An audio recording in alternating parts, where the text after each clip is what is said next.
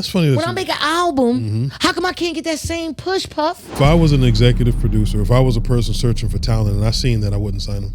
It was Diddy. Puff Daddy was there. Absolutely. He even put $10,000 up on the line sure for the did. next person to win the next round type stuff. He sure did. So, you know, I can get this close to you. I can spit in your face. I can talk about killing your grandmother, your father, your this, that, and the third. And I go back to my corner and then I shake your hand and I get $1,000 and go home. I feel like the biggest disconnection from industry rap and battle rap is the fact that y'all got a lamer, likable person in the industry when there's actually somebody who's way more authentic in battle rap, but you're not willing to sell that person. Yeah. Okay, this person didn't show up at the last 4 battles, but yet and still he's still getting caught. Wow.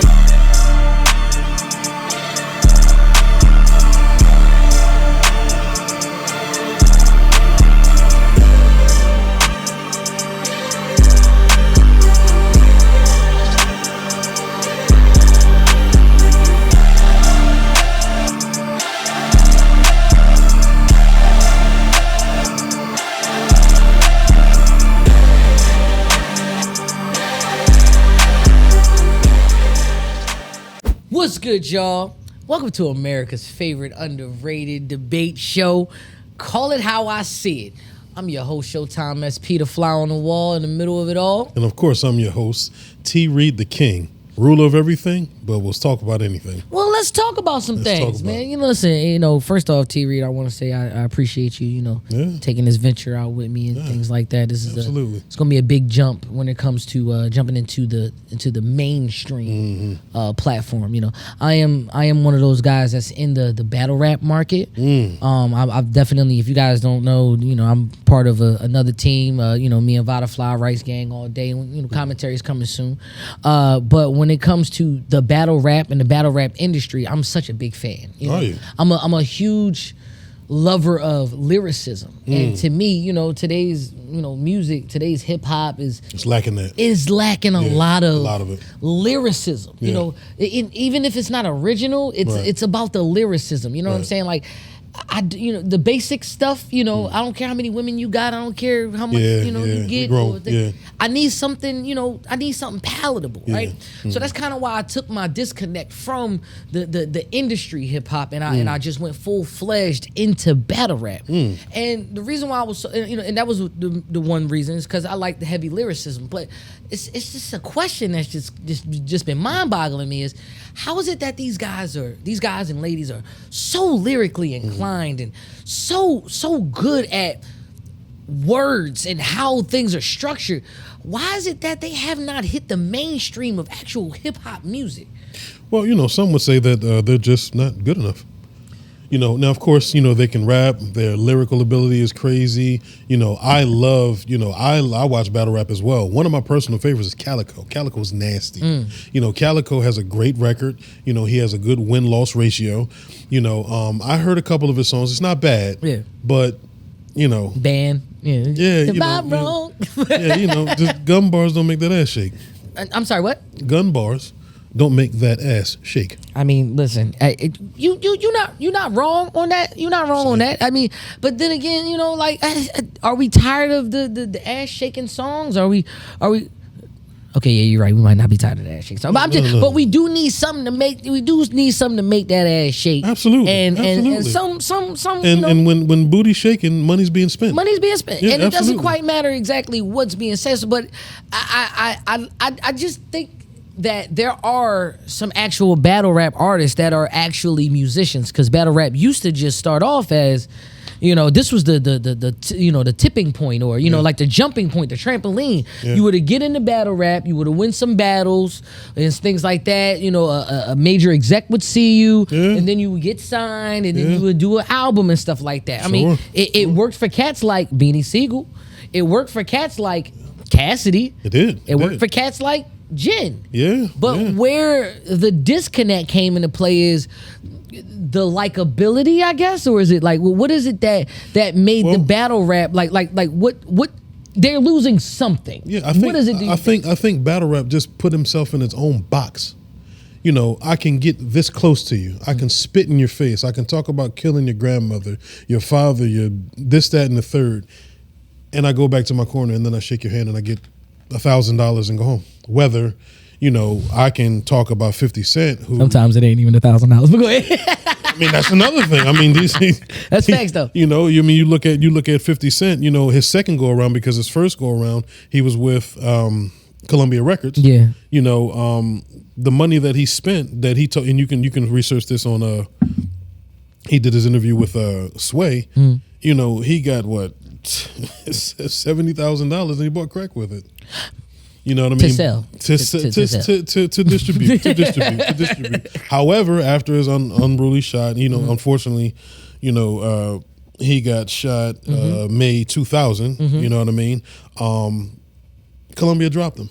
Right. Columbia dropped him because they thought it was a problem. The things that he was saying was too close to home, even though people were lacking realness in their records and they wanted realness in their record. They was a little too real for him, even to the point where he wrote for LL Cool J, he wrote for P. Diddy, but then, it was a situation where P. Diddy kind of stumbled in the room and 50 was like, oh, what are you doing? And P. Diddy was like, I don't need this in my life, stuff like that. But also, the second go around, when he got signed, he got signed to $1 million deal. Yeah. And after that first, who signed him? Dr. Dre. After that, and who else? I'm sorry. Who else was who was with him when he signed 50 Cent? It was Jimmy Iovine. Ah, okay. Wrong white person. But keep on. Go ahead. During his stint of his career, he sold a whopping $100 million records. The first record worldwide, which was Get Rich or Die Trying in the major industry, was 12 million records. I don't see a battle rapper doing any of that.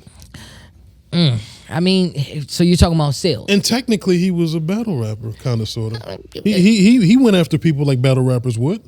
He told Fat Joe to stop. Wasn't like his first. Yeah, wasn't like his first. How to Rob. Yeah, that was a diss track. That was battle rappy, kind of, sort of. It was. I mean, and it worked for him. It did. Unlike these other battle rappers. It was also 2001. Sure. When it comes to nowadays, yeah, battle rap has expanded though.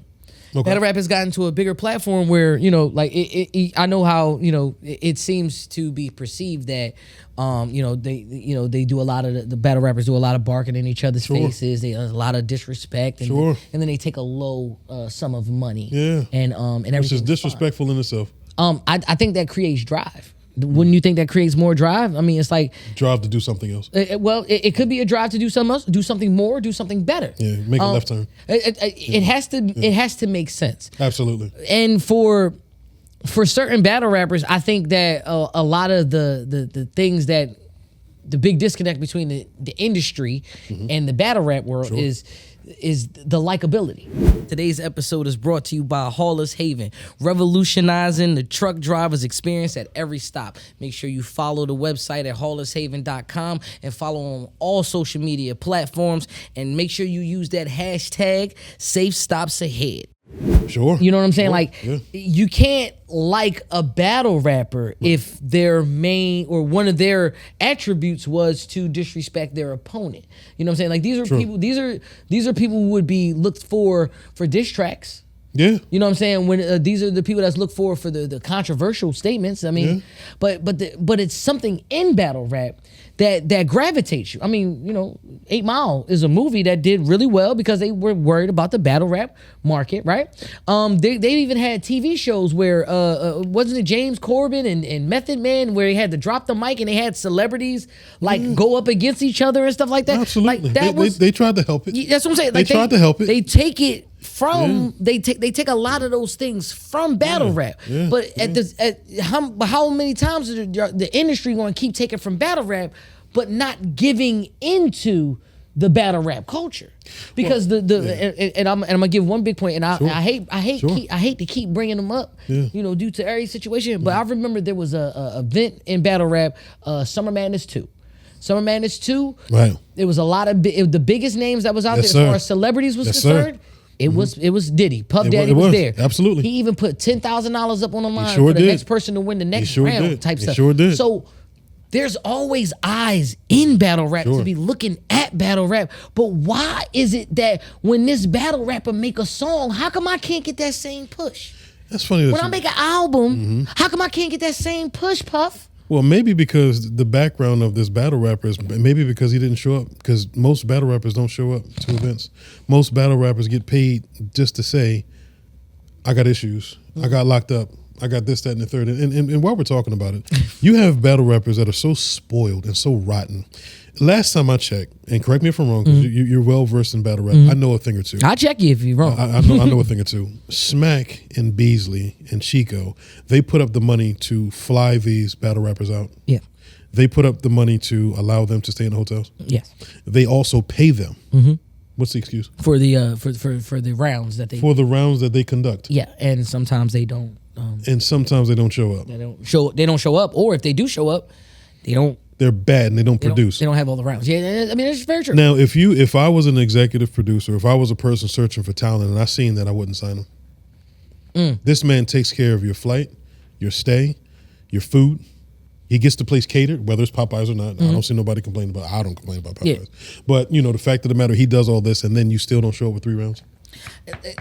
That's okay, and that is the part of battle rap where that part needs to be fixed. Yes. But if you're an executive, you wouldn't see that type of stuff behind the closed doors. You wouldn't see that type of things. Only thing you're looking at if you're an executive or an A&R, you want to know, does that person put out good music? And I'm here to tell you that there are a lot of artists that are in the battle rap world that do make good music. Really? You did mention Calico. I did. In the battle rap circuit, he has a song called Ban, B-A-N, which means beat a nigga ass. But it's not the point. The hook is so good because if I can play Ban or Banner, if I can play Beat a Nigga Ass, I should be able to play Get Crunk in His Club. I should be able to play Nuck If You Buck, and it should be along those same lines.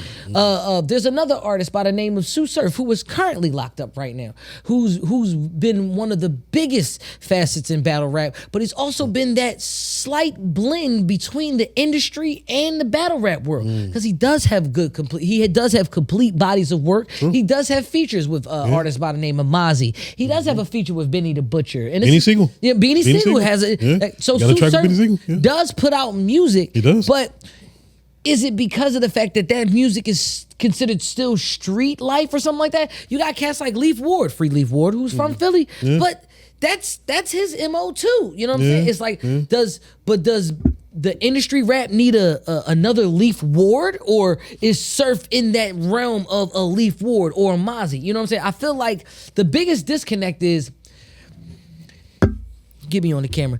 I feel like the biggest disconnection from industry rap and battle rap is the fact that y'all got a lamer, likable person in the industry when there's actually somebody who's way more authentic in battle rap, but you're not willing to sell that person. You're not willing to get that person out of those situations. I understand those battle rappers get paid a certain amount of money and then they get a per diem and things like that. Well, you also looking at somebody who ain't never had that before. You're looking at somebody who's never been in that type of situation before. Might I add, there is another battle rapper who was a big mainstream rapper, known to man, but he was known to go around different blocks and corners and battle everywhere. And the rapper's name was DMX. Yeah, and when DMX got money, did he take that money and go somewhere else and make it? No, he respectfully, he used it in his own vices. He used it in his own. Like, you gave somebody who was already in an addictive nature and you gave him more money. So it's the fact that they're picking and choosing, and I mean the industry, they're picking and choosing their battles when instead of going for the Ice Spices, there's a Jazz the Rapper out there who can actually rap. True. You know what I'm saying? There's rappers out there who can put out good music. You know the ghost writers and those allegations, you don't get that, not that much. You don't get that much when it comes to battle rappers. So the big disconnect is it that you just don't like the battle rapper, or is it that person that it is, or is it the fact that you like this Nepo baby who really ain't got that much on their record, but they could give us a believability that they have that credibility? Yeah, I mean, the fact of the matter is that, for me, we can look at the fact that Cassidy sold some records. Cassidy is still doing it, but he came back to battle rap. He's back again. He's back to battle rap.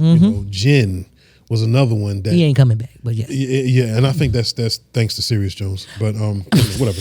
I personally think that these battle rappers don't have what it takes to cut it. You talk about Ice Spice. Ice Spice, even though she's very attractive, she made a lot of money based off of Munch. I don't see Jazz the rapper, even though she's a very good battle rapper. She has a lot of wins. She has more wins than she has losses. Yeah. However, I don't see her topping a Munch.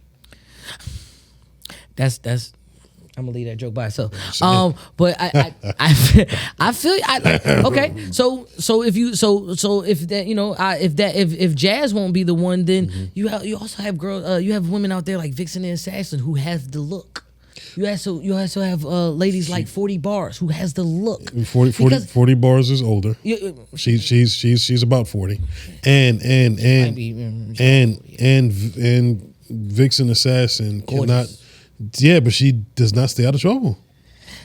I mean, she do got. She does not stay out of trouble, and there's my thing too. What about Miss Hustle? This is another. She signed. She gets signed, but like she's on Jim Jones' label. It's weird. But where? Okay, how come they're not producing? It's something you cannot keep blaming the system for you not producing. It doesn't make sense. I mean, and then even though the executive producer is looking for a hit, there's somebody that's looking at that person's behavior. Yeah. Okay, this person didn't show up at the last 4 battles, but yet and still he's still getting called. Why? Because it's a star power, and that was going to be my ace in the hole. That only lasts in battle rap. There is a artist who I definitely I can say has star power. And has hands down the best album in the battle rap world, right? And it's New Jersey Twerk. Right, don't make that face, man. All right, yes, New Jersey Twerk, who is a phenomenal rapper. Sure. He's a great performer. Sure, he makes excellent music. Like Jerusalem is a fire album. Yeah. And I swear I'm probably gonna play a little bit of it on the way home because it's that good of an album. Absolutely. And the album's so good. It's like, well, why isn't he on? Why doesn't he get it? Then they have to check his track record. And then have to see. If you're buying the product, you have to do the backstory. If you're looking at Amazon, you're looking at the comments. I mean, did this work for you? Does this work for you? Is this a 5-star? Is this a 3-star? Is this a 2-star? I don't want to buy a problem. If I'm putting money in your pocket, and if I want you to produce and you cannot produce, I no longer need you. And this is just me talking. Just imagine what these executives are saying. Yeah, I mean, it's I don't like to beat on a dead horse. I just got one more example. Absolutely. Too. One of the longest standing battle rappers. He had a couple looks. When it came to the industry, it's just he never had anything out, and that's Murda Mook. But Murda Mook was known as a lyrical assassin in the battle rap world. He's known as battle rap's god. True, you know what I'm saying? But we've known him to be on the Conglomerate, and we've known him to be part of, like, I think Rough Riders. Rough Riders. Yeah. He's had connections with Cassidy and things like that. But yet Murda Mook has never put out an album. The closest artist that was on something that's mainstream, that is a highly sold song, it would be Jay Mills on Every Girl in the World, because he was on Young Money. And before that, he had a song called No. Exactly. You see what I'm saying? So it is that disconnect, but let's not disrespect the contributions that's been played, because when it comes to the industry does a lot of, okay, you're not who I'm looking for, but I'm gonna take your idea and I'm gonna put it on somebody else, and that's the reason why battle rap has that big you don't belong here, you can't be here, because we've seen what's been done. It's always taken from the culture, but they're not taking somebody from the culture and putting them of the culture. I truly think that's just business. That is just business. If I'm a talent and if I'm good at what I do, somebody's going to pick me up. I'm not going to continuously give myself to everybody so they can pick from me. There's going to be paperwork involved. How come these people have been in business for a long time, these battle rappers, how come there's not paperwork involved where you can't take my image, where you can't do this, that, and the third? Is it because they don't know, or is it because they're too lazy? Today's episode is brought to you by Hollis Haven, revolutionizing the truck driver's experience at every stop. Make sure you follow the website at hollishaven.com and follow on all social media platforms, and make sure you use that hashtag Safe Stops Ahead. A little bit of both. It can be. It is because battle rap hasn't reached the business aspect just yet, like where it's a sure about that? It's not. It hasn't. Well, it hasn't reached the corporate aspect, like where the machine is running. I feel like it's all still personally based. So like if you decide to get into the battle rap world, you're going through a certain league. You have to go through some type of gatekeeper. Yeah. If you were to get in the industry, you have to appeal to the masses first, then somebody from the industry can pick you up and they can take you. Or as long as you keep appealing to the masses, the industry will keep providing you that independence. It doesn't go that way in battle rap. There's too many gatekeepers. And then not to mention, if I know how talented you are, of course I'm gonna cap your money. Because I don't want you to think you know how good you are. That sounds like the battle rap's problem. Because, okay, you look at a person like you look at a person like K-Shine. K-Shine's very talented. Very talented. Very talented. His win-loss ratio is so far apart. He lost to Sue Surf in Summer Madness 1. But hey, I'm gonna have to invite you to my show or something because you sound like you know what you're talking about. I know a little bit. I know a little bit. But the fact of the matter is that I can't get over the fact. Now I'm not in battle rap. I've worked. I've been an entrepreneur, and I'm a person that is big on what I get. I work for what I get, and that's that. Whatever I do with my money is my business. But I became a work for hire. I became a contractor, all that good stuff. I'm looking at how these battle rappers are getting paid. And I'm like, what are you complaining about? And if you want to do your own thing, why can't you? First of all, you're going to run to the internet and say your piece. That's going to be a complaint. How is anybody going to look at you after that? Okay, we gave this man money. We done bailed him out of jail. New Jersey Twerk is another one that missed a lot of battles. That got paid a lot of money. That did a lot of no-shows. And did a lot of complaining and ran to the internet. I mean, and then you're putting hands on people. That's assault. That's assault. You can't. Your business. You can't do. You're adult. You have children. You have to set an example. And then you also have a person like Averb that his win and losses is kind of it's all right. He's a great lyricist. I remember he is capping and marketable though. He also said that I can knock a pregnant hair off of a dolphin. I'm a good marksman. He's nasty. It's a nice, nasty fire bar. Crazy, That's a crazy fire bar, bro. But my thing of it is, why are you upset with the machine? You knew what it was before you came in there. That's like if you get a job application. You got your do's and don'ts on the job application, right? Yeah. You read that. You signed off on that. Yeah. And then now you're going to turn around and say you're getting taken advantage of? How? If you read the contract, they gave you a contract, you read this contract, you did absolutely nothing with it. Now it's their fault because you don't know how to count your money? Yeah. It's their fault because, like he said to Lux, he said, "Yeah, I can't get 40 grand. I need more than that. I can't do that. I need more than that." Excuse me? Like, you got 40 grand in one day. You got 40 grand in one day. What do you mean you can't do nothing with that? For 90 minutes. Come on. I'm sorry, for 9 minutes. That's not even the whole day. 9 minutes, sir. And on top of that, your hotel is taken care of. I'm going to keep going back to that because you guys are spoiled. You guys are rotten. I have to take care of my own transportation. I got to take care of my own fees, and I eat a lot. I got to take care of all of that. My children, my wife, I got to take care of all of that. Nobody's taking care of that but me. Okay? You got these battle rappers that got a name and they think that they're bigger than what they are and they think they deserve more. I'm looking at that and I'm saying no to that because you got your hotel fees taken care of. Top star hotels, by the way. Yeah. Good hotels. Yeah. Good hotels. Yeah, I've been put up in a couple good ones. Come on now. I don't hear you complain. And I don't rap. You know what I'm saying? I don't rap. There you go.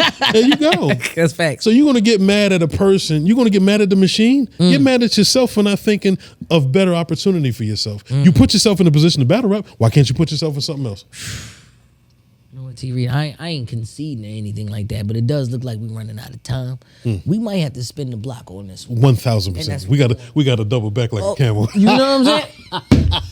I see what you did there. You know what I'm saying? Listen, man. Hey, but as far as y'all are concerned, man, when it comes to the fans, man, hey, battle rap fans, how do y'all feel about it? Hey, if y'all never even seen a battle rap or any type of rap battle, why do you think that they don't belong? Let's create that conversation in between the two. Because I believe once we keep the conversation going, it's gonna be undeniable. It's gonna be a change. That battle rap is gonna grow. You know what I'm saying? It's gonna be a change. It's gonna be a change. You know what I'm saying? It's gotta be something like that. Either you can join the show or you can make a royal opinion. You let me know. Listen, man, all we doing is, I'm just calling it how I see it. Make sure y'all like, make sure y'all subscribe. And as usual, we're always going to be here. Tell your friends about us. T-Reid, take them home. What you got? Listen, man, you can do anything that you possibly can do. Put yourself in a good position to move forward. Do everything possible. Don't make excuses. Make moves. That's it. We out. We out of here.